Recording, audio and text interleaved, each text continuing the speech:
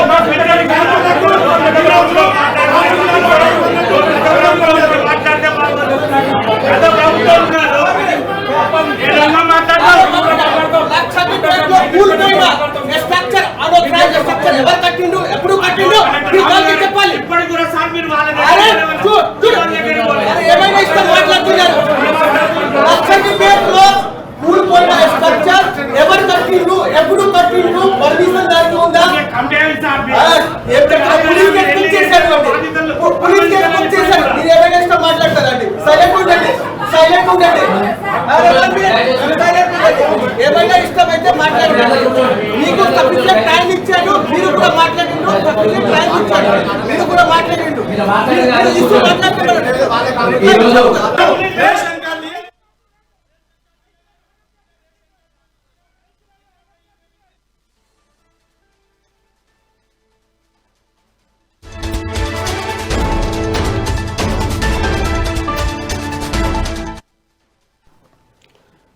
మంచిర్యాల జిల్లా నస్పూర్ ప్రజాపాలన సభలో రసాభాస నెలకొంది.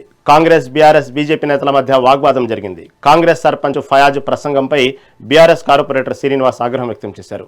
సంక్షేమ పథకాలపై సభలోనే ఆరోపణలు చేశారు. కాంగ్రెస్ ప్రభుత్వం హామీలు అమలు చేస్తోందని ఫయాజ్ స్పష్టం చేశారు. బీఆర్ఎస్ సంక్షేమంలో విఫలమంటూ విమర్శించారు.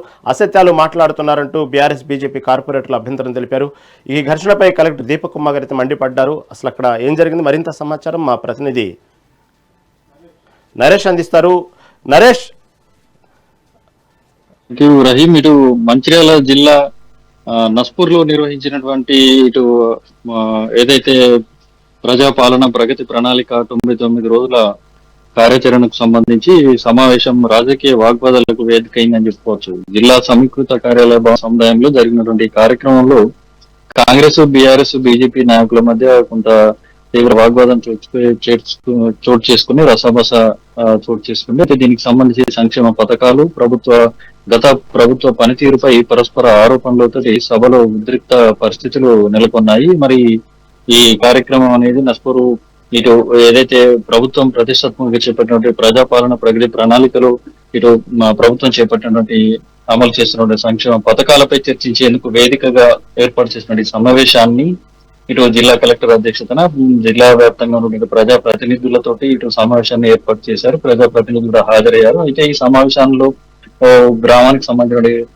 సర్పంచ్, కాంగ్రెస్ పార్టీకి సంబంధించిన సర్పంచ్ ప్రసంగిస్తూ ఇటు గత బీఆర్ఎస్ ప్రభుత్వ హయాంలో జరిగిన సంక్షేమ పథకాల అమల్లో విఫలమైందని చెప్పేసి తీవ్ర విమర్శలు చేశారు. మరి ప్రస్తుతం కాంగ్రెస్ ప్రభుత్వం మాత్రం ఇచ్చినటువంటి హామీలను విజయవంతంగా అమలు చేస్తుందంటూ పేర్కొనడంతో దీనికి సంబంధించి సమావేశంలో ఉన్నటువంటి ఏదైతే బీఆర్ఎస్ కార్పొరేటర్ శ్రీనివాస్ తో పాటు మరో కార్పొరేటర్లు బీజేపీకి సంబంధించిన కార్పొరేటర్లు తీవ్ర అభ్యంతరం వ్యక్తం చేశారు. గత ప్రభుత్వ హయాంలో జరిగినటువంటి విషయాలు మాట్లాడుకోవడానికి ప్రస్తుతం సమావేశం వేదిక కాదని, ప్రస్తుతం జరుగుతున్నటువంటి అభివృద్ధి పనులు, సంక్షేమ పథకాల అమలు తీరుపై మాత్రమే చర్చించాలని చెప్పేసి వారు అన్నారు. దాంతో ప్రస్తుత సమస్యలు పక్కదారి పట్టించేందుకే గత ప్రభుత్వ హయాంలో జరిగిన వాటిని ప్రస్తావిస్తూ విమర్శించడం తగదని చెప్పేసి అభ్యంతరం వ్యక్తం చేస్తూ తీవ్ర ఆగ్రహం కూడా వ్యక్తం చేసినటువంటి పరిస్థితి. దీనికి తోడు పక్క వేరే ఇతర ఏదైతే కాంగ్రెస్ పార్టీ నాయకుడు చేసినటువంటి ఆరోపణలు కూడా ఖండిస్తూ ఇతర బీఆర్ఎస్ పార్టీకి సంబంధించినటువంటి ఇతర ప్రజాప్రతినిధులు కూడా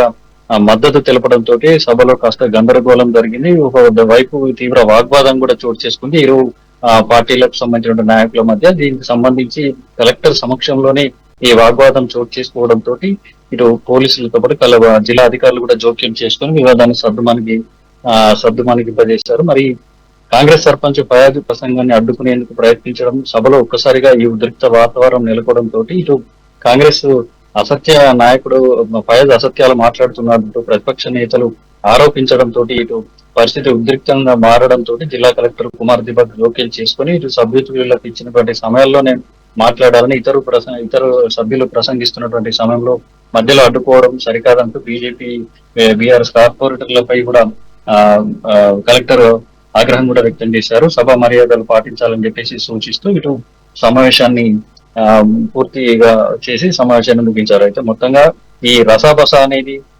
ఇరు పక్షాల ఏదైతే ప్రజా సమస్యలు ప్రస్తావించేటటువంటి సమస్యల అభివృద్ధి పనుల సంక్షేమ పథకాలను అమలు చేయడం సంబంధించిన వేదికగా ఉన్నటువంటి సభలో సమావేశానికి సంబంధించి ఇరు పక్షాల రాజకీయ పక్షంగా పరస్పర ఆరోపణలు చేస్తూ ఒక రాజకీయ వేదికగా మారిందని పలువురు విమర్శిస్తున్నటువంటి పరిస్థితి కనిపిస్తోంది. మొత్తంగా చూసుకుంటే ఈ అధికారులు, పోలీసులు జోక్యం చేసుకోవడంతో పరిస్థితి అదుపులోకి వచ్చి ప్రస్తుతం సభ సమావేశం అనేది ప్రశాంతంగా ముగిసింది. అయితే దీనికి సంబంధించి కూడా పలు పార్టీల నాయకులు కూడా రాజకీయ వర్గాలు కూడా